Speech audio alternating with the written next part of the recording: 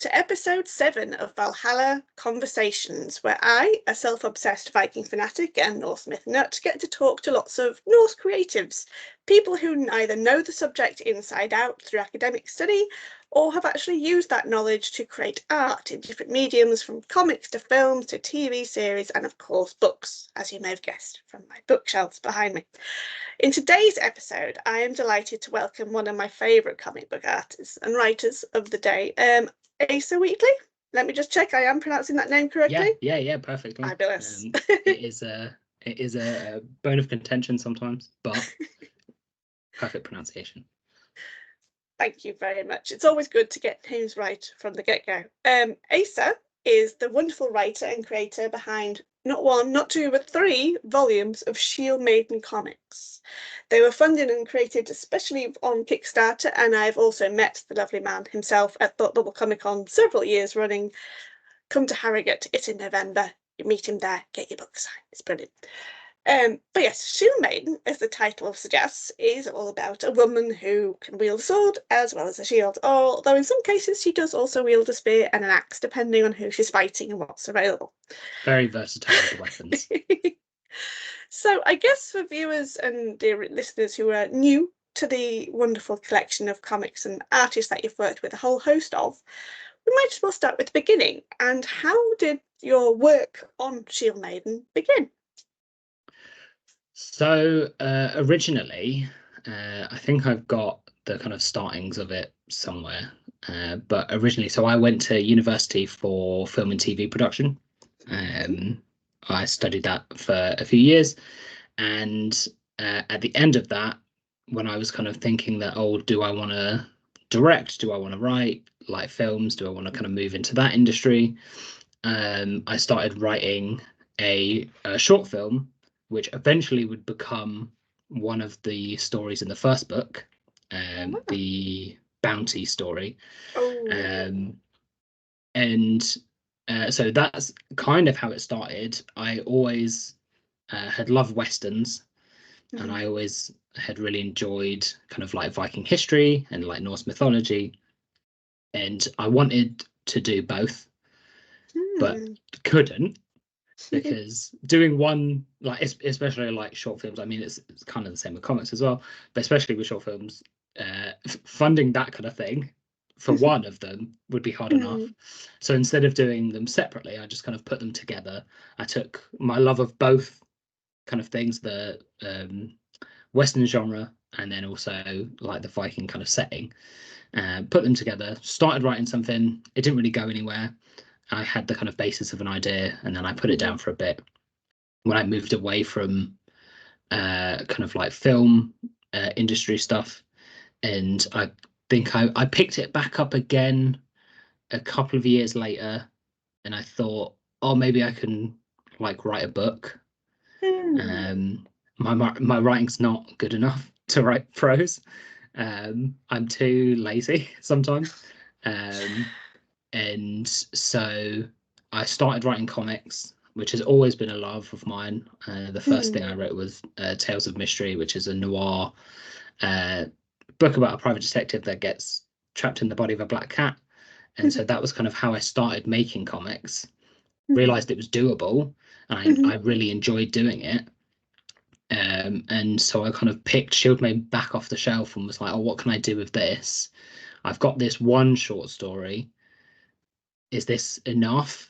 And then I kind of thought, what if I did it where it's kind of that one character but multiple stories in both a very kind of comics way, because there are a lot of things like that, but then also in a very Viking way with the kind of like sagas, and here's a story about this person, and then here's a story that's totally unconnected, got nothing to do with that first story, but it's about the same like character, or it's maybe them 30 years later or something like that.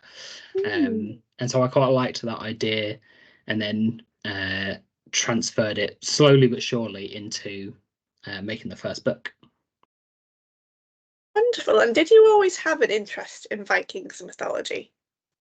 Yeah, I think so. I think it kind of like everything that I'm interested in, it has its hills and valleys. Sometimes I'm really, really interested in it, and sometimes it's just in the background, and it kind of just like dips between. I think obviously especially since writing Shield Maiden, but in the kind of lead up to that, when I first kind of came up with the idea, that's when I kind of got into it more and more, started reading like more about it, more of the like sagas and the like mythology and stuff like that as well, and just how insanely weird it is. I especially like that element of it. It's very, very strange and not straightforward, which is kind of a blessing and a curse. It's a very much an attraction because I like that kind of stuff, just stuff that's like weird. But at the same time, it's kind of like, wait, what is going on? Like, who are these people? Why has this person changed 7 times or whatever? But yeah, so I've always had some kind of interest in it. It just depends how in deep I've been. But writing the book, I've definitely gotten more and more like in and learned a lot along the way as well, which has been fun. Wonderful. So how did you go about setting up with so many wonderful talented artists on volume 1? Wow, so volume 1 was probably maybe the easiest. I'm not sure. It was back when social media was actually good and useful, and I found apart from Sammy Ward, who is my partner, so working with her was very easy, and connecting with her was very Just have to easy. say please. Everybody else was either somebody that I had found online via Twitter or like call outs and that kind of thing, or somebody that I had worked with on a previous book. So there's a lot of crossover between the first Shield Maiden and another a horror comic that I did called Campfire Stories. Again, it's an anthology thing. I did a lot of anthology comics. I found that it was a good way for me to get something out more quickly and work with a variety of different people, where I could write kind of 4 different short scripts, send them all to artists at the same time, and everybody works all at the same time. And so instead of waiting months or like years for kind of a full complete like issue or book or whatever, because everybody's working at the same time, they're only working on 5 pages or so, or 10 pages, but then suddenly you get a 50-page book because everybody's done it all at once. So I really liked that, and it was a way for me to easily get stuff made. Especially in indie comics, it can be quite difficult to have a continuing series with the same team all the way through. And so I found doing that for Shield Maiden, I kind of just picked up some of the people I'd already worked with, who I knew I liked working with, and then otherwise the rest of the people I just found on Twitter, contacted them, and was like, "This is what I got. Would you like to work on it?" And yeah, it worked out, and that's kind of how I've continued to do it ever since. I mean, I've got a list of like every book I do. I write a list of people I would like to work with, and then some of them I tick off, and some of them I just save for the next book. So it's quite a nice way to do it. I feel like I'm never going to run out of people to work with. Well, I think it's worked wonderfully, especially with the episodic time jumping about timeline that you've set up from the very first book, which has about 4 or 5 stories in it, and then the volume 2 has just the 3 but slightly longer. Volume 3 also has 3 but slightly longer in length, and it's just nice to see those different art styles following the same character but at different points in her life, because it really does treat them as different times, different viewpoints, different experiences. Because some of them you see kind of like some of her witty side, some of her humorous side, slightly romantic side, but she's kick-ass in nearly all of them, really. Yeah, that's the theme running through everything. Yeah, I mean, I think as well this is not something I thought about beforehand, but I now retrospectively think, oh yeah, that's a great like selling point, an idea that I can't kind of take credit for. But I think the idea, especially with like Viking history, because so much of it was like just spoken rather than written for like so long, and a lot of it is about like how Viking history changes over like the years, because it's spoken and stories change as people say them. Like one person tells another person, tells another person, doesn't it? And the story changes. And so I thought it was really interesting reflecting that with using different artists for each story, that although you know it's the same character, she might look slightly different in every story because it's like another person is telling that story. Although I'm writing all of them, the artist is bringing their own version of that character in the same way that somebody told a story and then they tell the same story might bring their own embellishments to it. But that was something I only realized after doing the book. Oh, well, of course, I've loved all three, and I've happily thrown money at you every time you've launched Kickstarter for Volume 1 and Volume 2 and 3. And of course, got these lovely exclusive A5 prints. I've got some of them on my wall, dear viewers, so you can't see all of them. There is more lovely artwork. I was going to ask, a lot of Volume 1 and Volume 2 seems to be more historically setting, and then it's really just a tip at the end of Volume 2, I think, and a big chunk of Volume 3 is where the mythology starts blending in a little bit. So in terms of the historical settings and stuff, because there are a few places and names, in particular, I think it's in Volume 2, we meet King Asa of, I'm going to say Denmark, and you're probably going to correct me and tell me it's Norway. Am I right or am I wrong? I think it's Norway. I think it's Norway. I don't have my notes in There's front not of me, a lot so of queens, and I always get them mixed up. Yeah.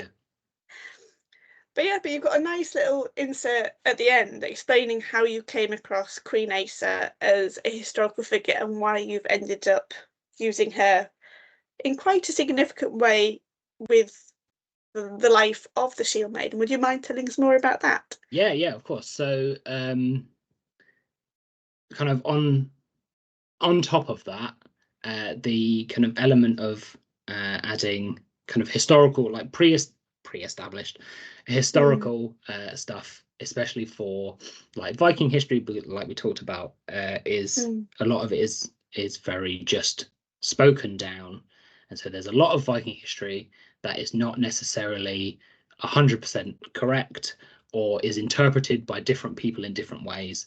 And I think that's a really interesting thing for a writer to come into, to be able to be like, okay, well, here's this story about this person, but there are 4 different versions of the same story. So it doesn't necessarily mean that I can't just make a 5th version. And I quite like that it's a little bit of freedom, and it's a little less, obviously there is some stuff that, yes, historically accurate is still important to a degree, but I think especially for fiction and for Shield Maiden in particular, for like my writing, I wanted to be somewhat historically accurate, but not let it worsen the stories or the book. I didn't want it to impact too much. And so finding Queen Asa and looking at that kind of history and seeing how she's like possibly the one of the bodies on the Osberg ship, and possibly like related to Harold Fairhair and all that kind of stuff. I just thought was really interesting. But that actually came about because I discovered her because, as you know, and as your viewers might know if they've seen the title, our names are spelt exactly the same. She has a little overring over the first A, which I think, I don't speak any Scandinavian languages, but I think it gives it more of a Asa rather than Asa. But that's just not that's not historically or linguistically accurate. But I was fascinated that I had the same name as somebody who could have been important in history, having such a unique name. And so I originally found her because I was going to write a little zine about people with the same name as me. So it was just going to be like a small little thing, something that I could do, just kind of written and maybe a couple of work with a couple of artists, get 1 or 2 illustrations, and then just publish it. Having a slightly more uncommon name, it is always interesting to see the other people who have it. It seems to be throughout history and countries a fairly unisex name. And so there was a lot of kind of different sides of people who had the same name. And then I stumbled across Queen Asa, and I was like, oh, this is interesting. And I kind of looked into learning more about her, realizing there's not actually that much. There's kind of little bits about maybe where she came from, her start. So the story that's in book 2 is the kind of main story that there is about her, that she was taken by this other king of a different area, and he basically kind of like took her for his wife. He already had another child, but they had a child together, and then the story goes that she kind of enlists maybe like a servant or a slave to basically help her escape. And I thought, wouldn't it be interesting if that's Shield Maiden instead? And so I tried to keep most of it the same, but then just was like, okay, where does Shield Maiden fit in?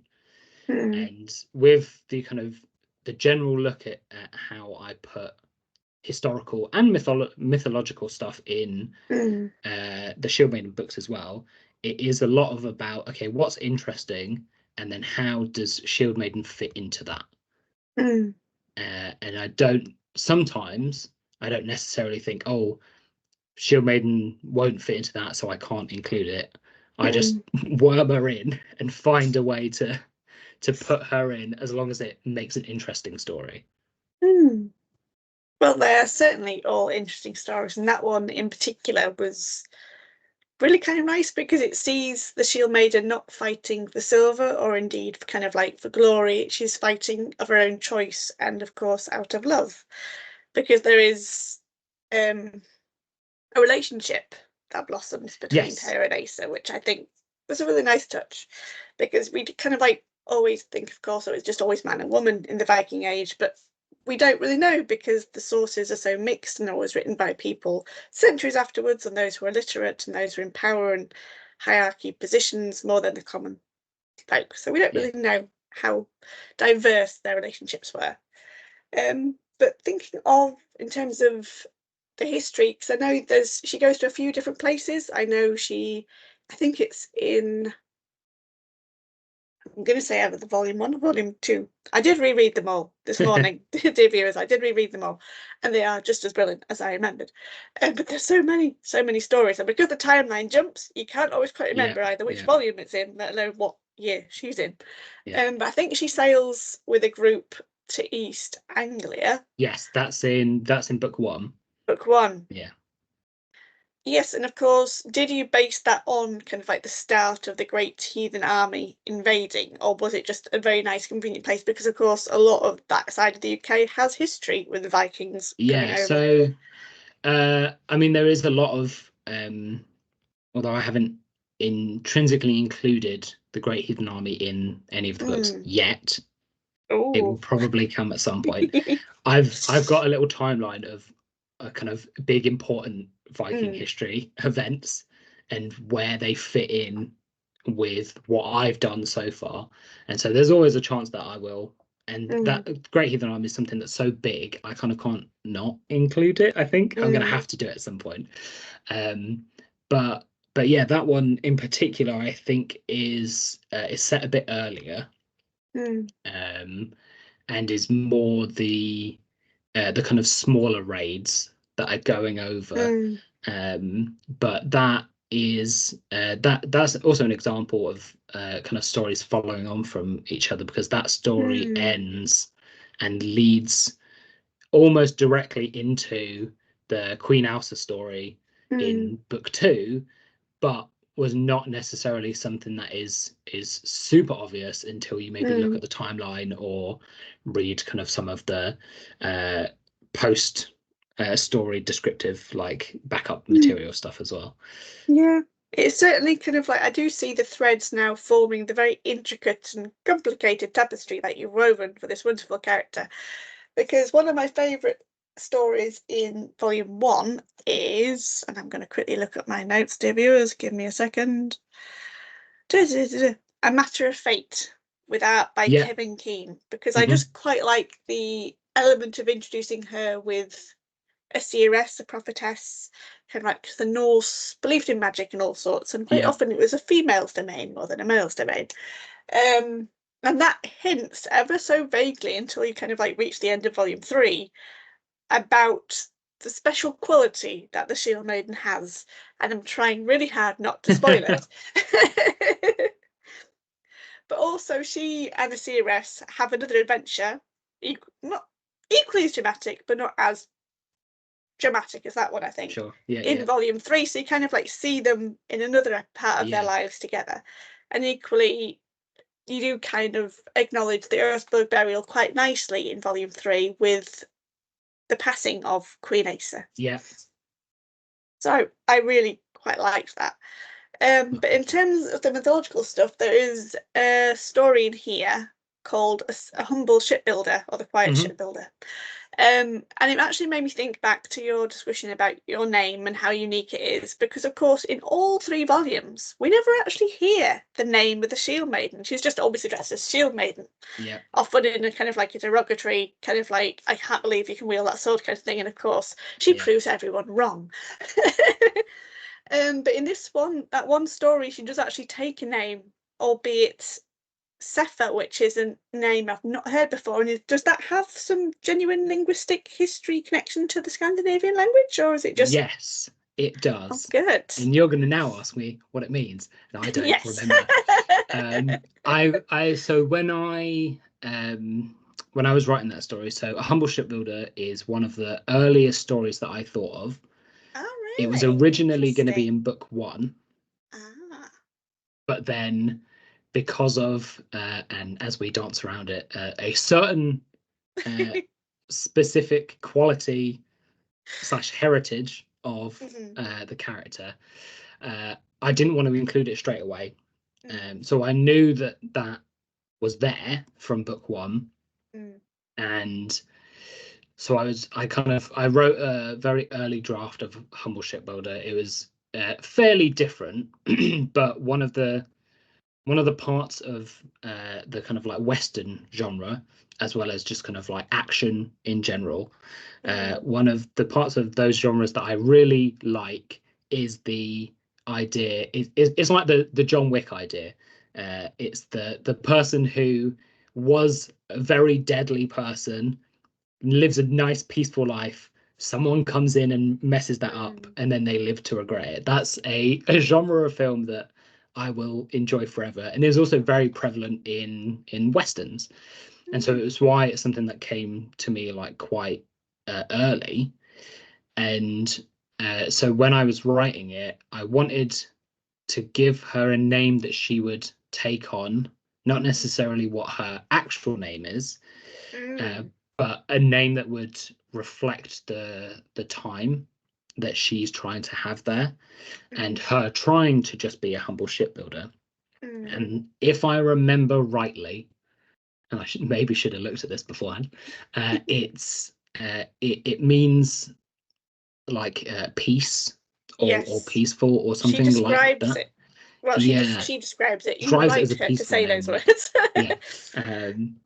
So yeah, it was something, because originally I wrote it, and she had taken her mother's name,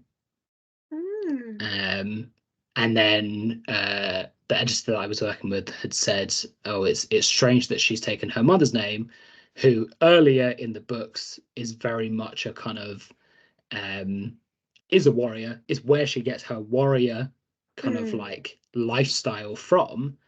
If she's trying to be peaceful, she wouldn't necessarily take that name." And so I kind of had to reevaluate what she was doing. Very good point. Yeah. I just thought of it as a like, oh, here's a like cool nod. She's trying to be someone else, but it is very much like, but if she's trying to be someone peaceful, she wouldn't take the name of like a great warrior who died in battle and would is the reason that she is this traveling warrior. So I think I did some research into Old Norse names. I like to try as much as I can to use Old Norse stuff. Obviously, I'm not a linguistic scholar, so some of it is probably wrong somewhere. But I try and use that kind of stuff a bit more than maybe just using kind of modern Scandinavian names. And yeah, that was the one that I found. I think I had a list of about 3 or 4, and that was the one that I found that I think fit the best. So we now know that you know what her mother's name was, and we do meet her mother briefly in a very cleverly staged, I say staged, framed is the right word, story in volume 1, where we kind of get flashbacks of her as a youth escaping some bad men who just decided to pick a fight with her mum for various reasons we have yet to learn. Her mum valiantly fights them off, but of course she's mortally wounded, and she takes up the sword and shield and carries on. But it also mirrors with her own passing, which is why there's such a timeline jump, because we see both her beginning and end all in one, which is very interesting. But we don't really know why her mother was fighting, who she was fighting, what her name was. So then if the Shield Maiden wasn't going to take on her mum's name in previous stories that you may have written that we have yet to see, do you actually already know her independent individual name then, if not from her mum? The Shield Maidens? Partially. So because of Norse culture, Viking culture, and which is still kept up in Iceland, half of her name is dictated by her parentage, which is great for me because that makes my life so much easier, because half of her name is chosen already, which is in book 3. But her first name, I have kind of thinking up her fake names. I have a few things that I am flitting between. I know what it's probably going to be. But every now and then I think, oh, maybe this would be better, and then I kind of go back on myself and I'm like, no, my original thought is right. And because there is a character in a kind of lesser known character in Norse mythology that she was originally going to be based on. But I think but as the kind of it went on, that changed, and I didn't really want to base it on that. I so then changed that, and so dropped that name. Very much trying to dance around spoilers, but yeah, so I'm like 90% sure of what her name is going to be, but that might change. That's fine. I like because we're still, as readers, we haven't got the complete story yet at all, by all means, in these 3 volumes, and that is why I'm delighted to say, dear viewers, that he is now kickstarting for volume 4. The link is in the blurb below. Very go excitingly. click on it, throw money at it, because I certainly will. And all sorts of goodies and stories to come. So will you be following the same format with volume 2, volume 3, of just having 3 slightly longer stories, or are you going to have more individual shorter stories? Yes, so from book 3 onwards, so book 4 will continue. So book 3 has 2 main stories, 2 slightly longer stories. One that takes place, so A Humber Shipbuilder takes place when Shield Maiden is a fair bit older, and Through Pain and Suffering, the one that starts with the death of Queen Asa, takes place when she's much younger.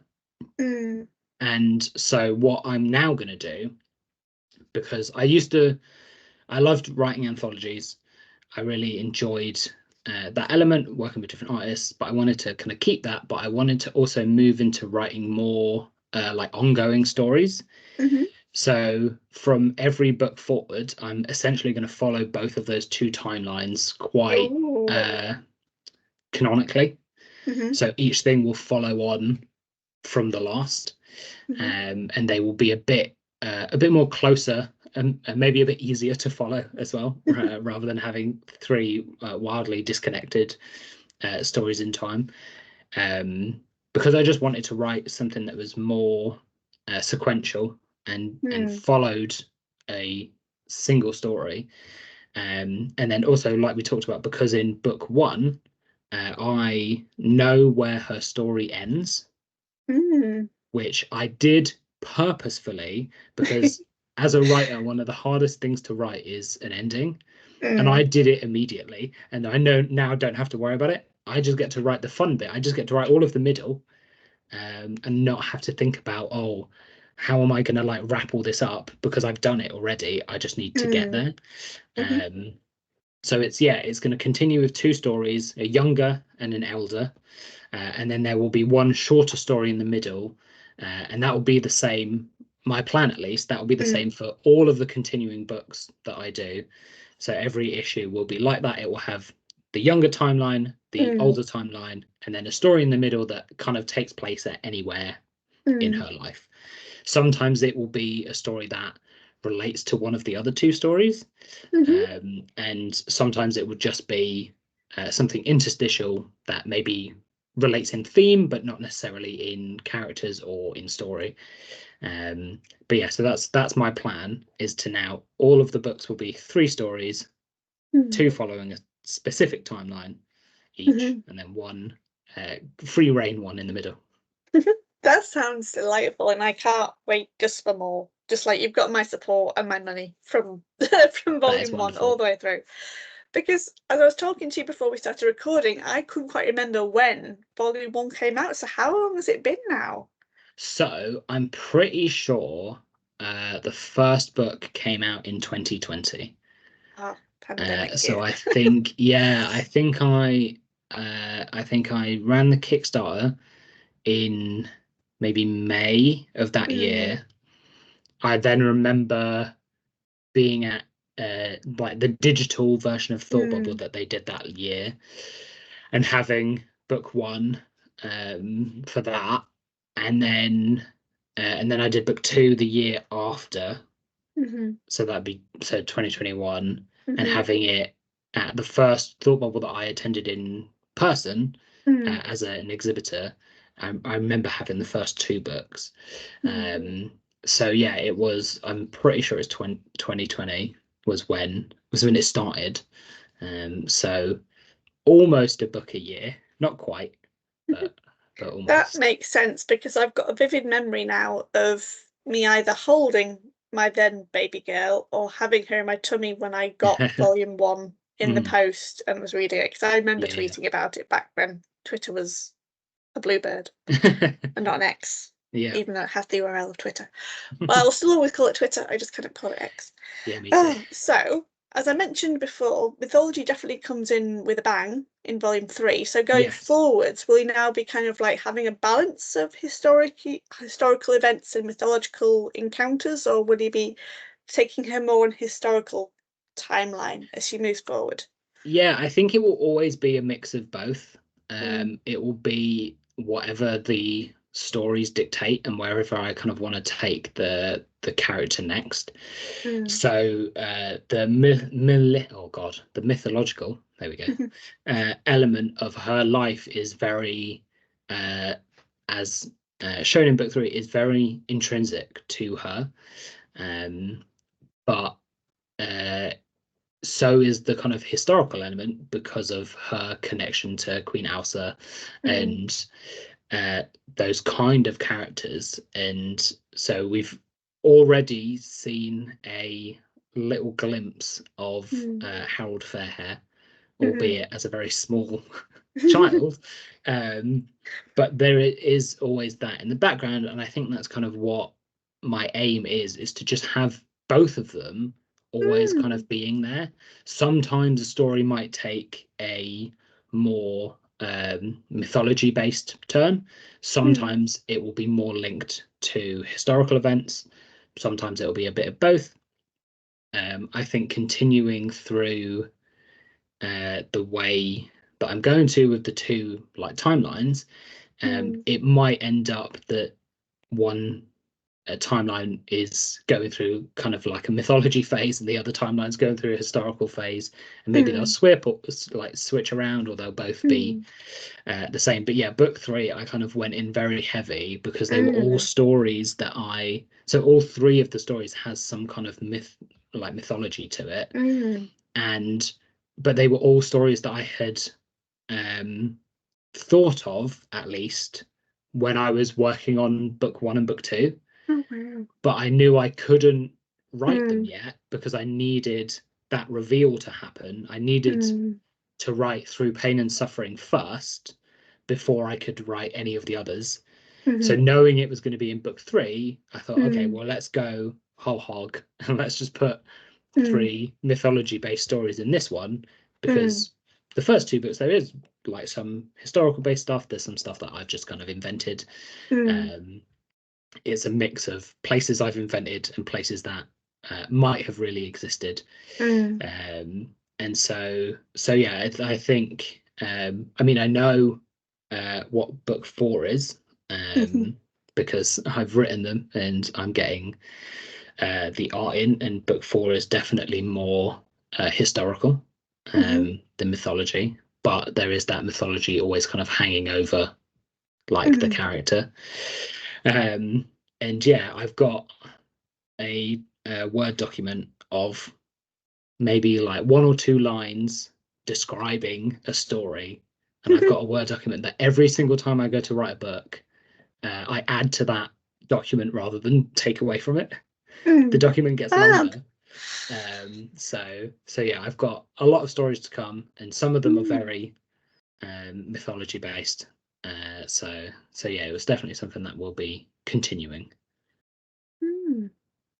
Because without giving too much away, those viewers and readers who may be familiar with the Lay of Thrym, that has a slight appearance of sorts in this book, in not the traditional way. It's very outside of the central myth, but that's always been my favourite. So when I saw a certain character mention a certain god in a certain wedding dress, I was like, yes, I know that one, that's my favourite.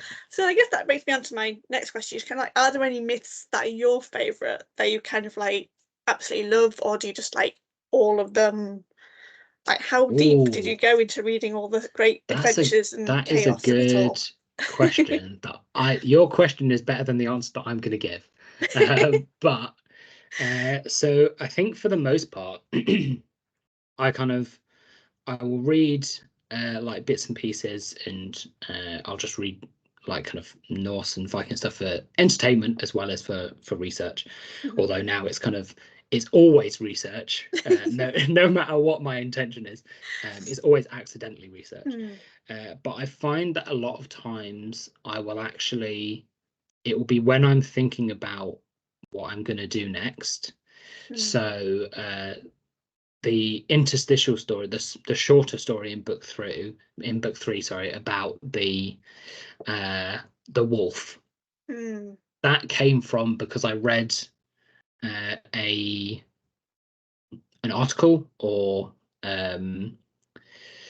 like a historical essay about wolves, and I'm going to spoil it a little bit because there's no way to talk around it, and werewolves in Norse culture.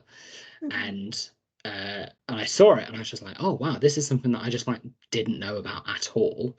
And there's so much of Norse mythology and like Viking history that, although I know some of it, there's loads that I have like no idea about, or what their view on this thing was, or and so seeing the werewolf thing, I was kind of like, oh wow, that's really cool and really strange and different. And so I was kind of like, oh, I've got to find a way to incorporate that. And it tends to be, a lot of my writing tends to be, I'll see something and then it will kind of like spark a little bit of an idea. And so with Humble Shipbuilder, with Thymir, I had the idea for Humble Shipbuilder first, and then he fit in as a good antagonist. Mm. And I very much enjoy his story with Thor and like the wedding, and I kind of read a version of it, or I read it, and it was kind of just like, oh yeah, and then it happens, and then it ends, and he, I guess, moves on, or something happens, and there's not massively a conclusion because he's not the more interesting of the characters, and so I was kind of thought, oh, what would his retaliation be? And yeah, and I found that. So I don't know if there's necessarily at the moment I don't know if there's necessarily something that I would definitely go, oh, I want to include this. But like if I'm writing book 5 and that week I happen to read about a certain element of Norse mythology, or I read one of the story, or I'm just kind of reminded of, oh yeah, do you remember that time that Loki did this insane thing? I might be like, oh, that would actually fit perfectly into this thing that I'm writing. So yeah, it's not necessarily a I'll choose them that far in advance. It will be as I'm working on stuff, and I think how can I work in some mythology, or I'll just read something like the werewolf thing and go, that's cool, I need to write a story about that. I guess that's going to be my next question, kind of like how far in advance, if at all, have you plotted regarding book 4, which of course is more or less, I presume, scripted at least and being worked on by artists, which we will discuss very soon. Don't worry, artists, I haven't forgotten you because I love your art. But obviously with your jumping timeline and you having to navigate that and make sense for you as the writer and then make sense for us as the reader, do you know what stories you might feature in book 5, say, or book 6, or are you just kind of doing it with one volume at a time? So I have a loose general plan to 10. A lot of my writing, my plans differ from my final results. Like we were talking about, book 1 originally was going to include stories that are in book 3. And there are stories that I planned for book 1 that I still haven't gotten to yet.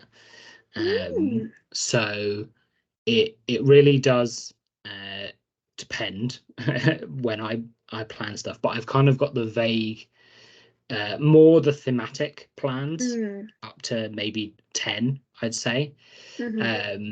And yeah, book 4 is all written, and I'm getting art in as we speak, and so that's all kind of sorted story wise. Book 5 I have plans for, because of, like you say, the kind of, especially in the first 2 books, the timeline isn't necessarily always as clear as it is in the 3rd book, which is exactly why I put a literal timeline in the 3rd book, because I have an Excel document where I have the Shield Maiden's life timeline written out and marked by books, and that kind of, oh, this happens in book 1, this is a thing that happens in like actual Viking history, here's a moment that I want to get to but I know is important but I just haven't got to yet. So yeah, so I have a personal timeline so that I can keep track, because I don't think I would be able to otherwise. And yeah, in terms of, so yeah, 4 is done on my part. Pretty much it's just art and then it'll be letters. 5, I have an idea of the stories that I would like to put in, but if while I'm working on them something more important in terms of the character kind of like pops up, or I think about should be there, then that is what I will kind of shift it to. It has made it slightly both easier and harder, knowing that the stories are going to more directly follow on from each other. Because in the first 2 books, I had the luxury of, oh, I want to write a book about a story about this. It doesn't really connect to any of the other stories, but I want to write it, and I can because all of the stories are set in wildly different time periods. whereas having the kind of more strict, like, oh, this is going to follow on, means that I know whether the character is left, so I know where the character is going to start the story, or who she's going to maybe be with, or where she's going to be. But it restricts me a bit more to, I can't just go, oh, well, I want to write this story. And then I look at my timeline and I go, oh, but that happens 50 years later, or something like that. And it's like, okay, well, I can't write that story now. I have to wait a little bit, or I write it in the elder timeline rather than the younger. And so, yeah, I've planned vaguely a fair bit ahead. And yeah, like I said earlier, I've got a document of stories that are either titles, just titles and nothing else, or a 1 or 2 sentence description of what is going to happen in it. And quite often when I start writing a new Shield Maiden book, I will look at that list and go, right, is there anything from here that will immediately work and fit what I'm trying to achieve? Because I still want, as much as they are continuing narratives, I still want each book to be kind of approachable as the first book that you read, so that you can look at it and go, oh, well, yes, if you've read book 1, 2, and 3, you're definitely going to get more out of reading book 4. But if you read book 4 without any of the previous knowledge, I still want it to be understandable and you to be able to follow, even if you're just following it from the idea of, oh, these are 3 separate stories about this one character, kind of like they're presented in the first book. So yeah, that's a very kind of like great deal of fairness to any new readers coming along, because of course, hopefully with Kickstarter 4 now live, I'm going to throw money as soon as this video goes live, people will be able to order back copies, I assume, of 1, 2, and 3. Yes. Brilliant. So yeah, I've got digital and physical like copies of the first 3 volumes as well as the 4th one. Brilliant. And what artists are you working with on volume 4? Oh, now you're going to make me pronounce names that I've only ever seen written. Right. So I'm working with Laura Helsby, who did work on, they did a pin-up for book 3, and I've been wanting to work with them a while. And so they are working on a story that is set in the younger Shield Maiden's timeline that takes place just after Through Pain and Suffering from book 3. They are being coloured by JP Jordan, who did the colours on Through Pain and Suffering. I very much, when I work with someone I like working with, I tend to work with them again, as you can see from both of those. Then there is a story that is in the Elder timeline that is taking place just after the story from book 1, A Bounty Paid, if I remember the titles correctly. Yes. So it takes place just after that, and that will be illustrated by Rachel Tubb, who is a British artist that I've seen. I can't remember what her book was called. I think it's called Metal Saga. That could be wrong. But did a very cool kind of like fantasy-esque book that I read that I really enjoyed. And then the smaller interstitial story that's set kind of outside of those 2 timelines is going to be illustrated by a French artist who, first name's easy, Alice, and I think it's Lacerte. And then they are going to be coloured by a colourist that I worked with on book 2 called Fabi Marquez. And she will be, or they both will be working on a story set in the middle that is set back when Shield Maiden is a bit younger than either of the timelines, and when she's with Queen Asa. So it's kind of like a story that's more thematically appropriate for the book, and it's just kind of showing them and their life together, because obviously from book 3 we know that she dies at the beginning of book 3. So this is obviously taking place before that, kind of in between book 2 and book 3. Fabulous. Oh, that all sounds very exciting. I look forward to seeing both the returning artists and the new artists and the lettering and the colouring, because they're all so distinctive. And I think that's why I quite liked my notes keep disappearing. Where are they? A Matter of Fate. I keep wanting to say When Fate Decided, but it's not quite the same title. Yeah. In that one, just because it was so striking out of all the other stories in that. Yeah. But there's one question that's always been teasing my mind, and it'll be interesting to see whether you can and what your answer is. Sure. When deciding to do this, do kind of like a Western style Viking saga adventure, did you always intend for it to be a woman and thus a Shield Maiden, when it could have easily just been a lone Viking warrior going off and having these adventures? What made you decide to make her a woman? That is a great question that I don't think I have an interesting answer to. She was always a woman. There was never a point where I kind of like changed her sex at all or swapped it around. I just thought it was more interesting. And it is, although they are historically debated, I thought it was interesting that it's one of the cultures where there are like female fighters are kind of slightly more accepted. Whether historically accurate or not, I've seen a lot of stuff either way. And yeah, it was. I don't really have a kind of interesting. Oh, this is definitely why I did it. I wanted to show this thing. I just thought it was That's cool. fine. Because I guess it leads me to my second one. Like, did you do much research into Shield Maidens within the original source texts, or even kind of, I guess, mythology to a degree? Because I've read a lot of Norse fantasy, and I am finding more and more Viking comics.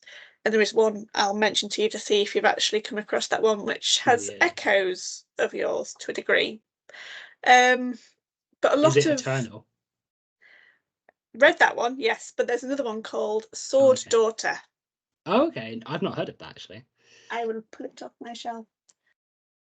It echoes yours a lot. Oh, okay. Cool. It's got a similar theme and of, without spoiling too much, a daughter of a father who is shamed when his village gets burned and they lose their mother, and she decides to take up his sword. And again, that timeline jumps about a lot, but it doesn't kind of like get mixed up. It just takes leapfrogs throughout her life. So you kind of see her grow up and become very much a Shield Maiden like this one. Oh, cool. And it also deals with the same kind of like pagan versus Christians, because I do like that you've acknowledged that even from the very first story in volume 1. Yeah. So I remember there was that, I think her name was Freydis. I can't remember the other character the Shield Maiden helps when dealing with some... Ingrid. Ingrid, thank you. But she and us, you, because it's your words, put it so well about how the Christian culture is taking over the Norse one, and so that soon they'll all be left as stories. And I thought, oh, that's so poignant, so powerful, just so in a nutshell of what they must have felt like. So that was something actually that when I was adding in the kind of the Western genre elements of the stories, that was something that I kind of really latched onto as well, because it's very similar to a period of kind of like early like Western American history called the Taming of the West. And it's the idea of civilized people coming over to America and taming the Wild West, bringing in industry and what they perceive to be like civilization. And I found it very much reflected the idea of Christians going into kind of more like pagan places and bringing Christianity with them and kind of like forcing it upon and changing the culture for their own gain, essentially. And I thought that was really interesting how it reflected in both the idea of the Wild West being changed and then also Norse Scandinavia being changed. Mm. I thought they reflected each other really well, so wanted to make sure that that was a thread that was kind of constantly there, even if it's not necessarily in every story. It's something that is aware of, because it's something that is also in kind of slightly more lightly in A Matter of Fate, where the Jarl talks about the king becoming Christian and wanting the vulva and the people who practice like the Sather magic to be eliminated, and it isn't necessarily done by the Jarl as something of like I must do this because I like it is my faith now. It's more done as I got to do this because if I do it, it'll impress the guy who is Christian. And I thought that was really interesting, and kind of having that lie there in the background of that's how the world is starting to change. And I think especially in the older Shield Maiden timeline, as we kind of like get further into that, that will probably become a bit more prevalent as that change begins to happen in her world, as well as it did historically. Well, no, I remember reading that, and it was just the way he phrased it, I think. Excuse me. It's like, when they come to baptize us, let us sacrifice this vulva to show how much we love their new god. And I'm thinking, that's so backwards. And equally, I don't think the monks and the priests coming to baptize you will find it that appealing. But yeah, if you want to, you want to do that, go for it, kind of thing. But it's true. It makes me think of a historical anecdote, and I'm probably going to get the king's name wrong. It was when France wasn't France, but separate feuding kingdoms, and it was united under Charlemagne. And then when he died, it passed to his 3 sons. I think one of them was called Charles the Bald. And I remember reading in one of my many historical books up above me, but he was trying to appease the Vikings to not basically raid his lands. He said, come baptize you and then we'll welcome you to the faith. And look, you can get this nice silk robe as you do. And so they kept coming back. He'd like be baptizing the same people because they'd come get the robes, go again, and come and get the robes and go again. He ran out of robes, which I thought that's the Vikings. They are opportunists. They are the magpies of humanity, I do often think, because they're the most adaptable and everything. But going back to why she's a Shield Maiden, did you do any research into Shield Maidens in history? Because of course you've mentioned how it is debated, and in 2017 the Burka warrior became a warrior to warrioress because science evolved and actually did better coding on their DNA and bones and whatnot. But she's one of very, very few, and of course it's a matter of debate because although she was buried with these things, we don't know if they were hers or if she just likes them. So I mean, I definitely did some. I didn't want to get bogged down in, again, like we kind of talked about earlier, getting bogged down too much in, this has to be perfectly historically accurate, because if it did, none of the books would exist. And so I did enough, I think, that I was confident to write the character, and knowing, especially from the first book, knowing that it was always going to enter a like kind of mythology area, I felt kind of a bit freer with what I could do. But yeah, I mean, this was actually after I had already started, but I read a really interesting book that I'm gonna not remember what it's called. I think it's called Valkyrie, the like life and times of Viking women, or something like that. I've got it. I'm sure you probably do. Yeah, I have Valkyrie. This one. 1 second, this one? Yes, that one. That's the I've literally just finished reading it. I've had it since 2020. It's taken me a while. Parenthood, viewers, it ruins your reading. But yeah, I thought that was really interesting, and her, if I remember rightly, her view is very much that there weren't Viking warriors, but that women were important in a different way, and they still had restrictions, but they still also had kind of things that they could do that in the rest of the Western world were very uncommon. And so I thought that was really interesting. But I did read that after the fact. Mm. But yeah, I did, like with all of Shield Maiden, I did some historical research, but I'm not a historian by any means.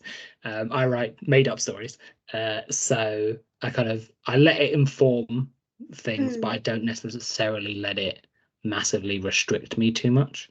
Mm. Yeah. I think that's why Norse fantasy dominates my bookshelves, because it's different interpretations, different uses, the mythology and indeed the history, because they're both so entwined with each other. You can't really have Vikings without Thor. You can't have a Horned Helmet without having a Shield Maiden.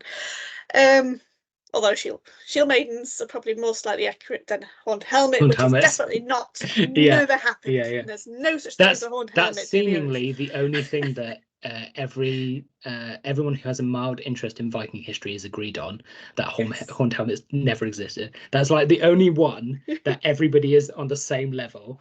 Everyone's like, yes, this is the one thing, but everything else is like always up for debate. Some things are different depending on which translation. But yeah, I do find it funny that that is the one thing that everyone's like, no, Horned helmets are wrong. Mm. And I think that's why I like Norse fantasy in particular, although I do like my historical fiction. I've got loads of that above my shelf as well. Um, just the way we can experience their culture and their world, both historical and mythical, through either having different points of view, different narrators, different contexts. And the way I've always described fantasy, it's the ideal environment where you ask the question, what if? And then you can get the answer and run with it, because there's no one in the realm of fantasy that can say, nope, that didn't happen, because it's fantasy, it's made up, it's imaginary. But Yeah. it explores so much of what makes us all human, because nearly, so besides like Shield Maidens, a lot of my historical fiction is mainly the men. It's always the men that go raiding, have adventures. Mhm. There are female characters, but they don't necessarily get as proactive as this one does. The only other type of female character that does get as active as Shield Maiden is Valkyries, who feature a lot in about 14 out of my 99 read list so far. Mhm. And I just love how they, especially with their role of how they kind of like interact with the human world in the afterlife, at the point of death to the afterlife, they act as the ideal character that can explore both the human world and the mythological at the same time, because they do cross that border. They can go in between. And Yeah, so it'll I be think interesting to it's see where Shield Maiden goes now yeah, that with she that, knows a yeah. certain thing. I think it's also interesting as well that, and this is the same for a lot of Viking history, but the idea of how kind of popular the Valkyries have like become, but Mm, how little there is actually about them in kind of like Norse mhm, and Viking history, is very interesting. And I think that is almost key to their popularity, is that because there's so little very specific stuff about them, mhm. they can be interpreted in like a wide variety of ways.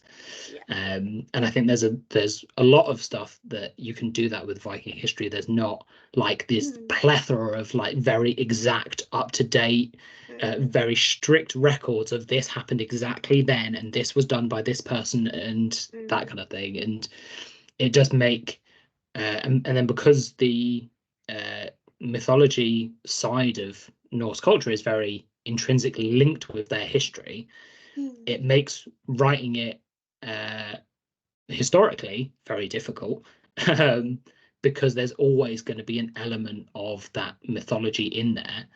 mm, But if you are like doing it as a more fantasy realm, which the Shield Maiden books essentially are, it does make it easier, and it gives, especially I feel as a writer, it gives me a lot more freedom to mm, be okay with dropping some of the historical stuff and going, oh yeah, we're going to just delve into mythology very mm, deeply here, and it doesn't feel out of place. I think that was mm, something that I really wanted to make sure, was I didn't want to, especially with book three has so much of it, I didn't want to mm, have book three come out and it be like, oh, this is like changed entirely and it's like a wildly different book now. I mm, wanted it to always still feel the same, but then it's just, oh, there is some mm, mythology to this this character in this story, and it's something that you can still continue with without feeling like the book has changed drastically.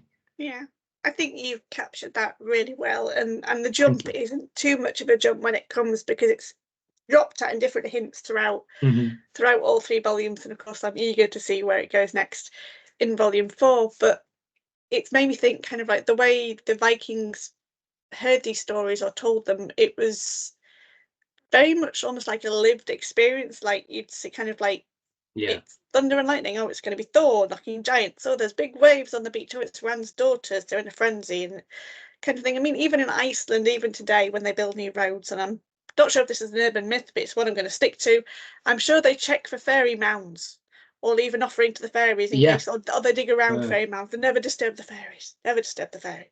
And that's a strange thing as well, but it just shows how these beliefs and traditions and perceptions carry on. And one of the things about the Norse legends in particular, they've been so able to stay so prevalent in society for tens, more or less a full millennium or so, at least, since at least Iceland became Christian in 1000 AD. It's just their adaptability. They're as adaptable as the people themselves are, to just surviving, keeping going, and that kind of thing. And I love it, and I loved it especially when I came across it through. But I mean, I love the Viking Age history, and I love the mythology, and you bring it so together beautifully in your writing and working with so many different talented artists. And I cannot wait for volume 4. Will there possibly be any chance of you having them at Thought Bubble Comic Con this November? Or will that is the plan. Yeah, that is the plan. So so the Kickstarter's now, and then I'm hoping that for Thought Bubble will be the kind of like physical like launch. Like I'll get everything shipped out to backers, and then I'll have them in my hand, ready to show people at Thought Bubble in November. Yes. So there you go. You've heard it, dear viewers and dear listeners. If you want to go meet Asa in person to pick up any of the volumes, I'm sure I'll have a selection of 1, 2, and 3 on display as well. And of course, get your copy signed. So if you don't want to do the Kickstarter, that's fine. I won't begrudge you, but go to Thought Bubble Comic Con anyway, because there's not just Asa there. There's thousands of really wonderful artists and creatives there. And it's, if you love comics and comic art and comic writing, Thought Bubble is the place to go. MCM doesn't have a smidge on Thought Bubble Comic Con. It really doesn't. And that's in November in Harrogate. Gosh, well, we have talked about so much, and I'm run out of questions amazingly because we've leapfrogged around so many different ideas and themes and issues. And thank you again for creating this wonderful series. I wish you the best of luck with Volume 4. I hope the Kickstarter flies off like Valkyrie into the sunset and brings glory and fame to you and the wonderful artists you've been working so delicately with over the next month and months to come, as it all gets pulled together so beautifully. The link will be down below. Listeners and readers, go click, go throw money at it, even if it's just £1, just to keep him going, because I certainly will. And yes, it's available via the Kickstarter, or go see Asa at Thought Bubble in November. Thank you very much for joining me, Asa. Thank you very much for having me. It has been lovely to chat all things Shield Maiden. Thank you. I've really enjoyed it.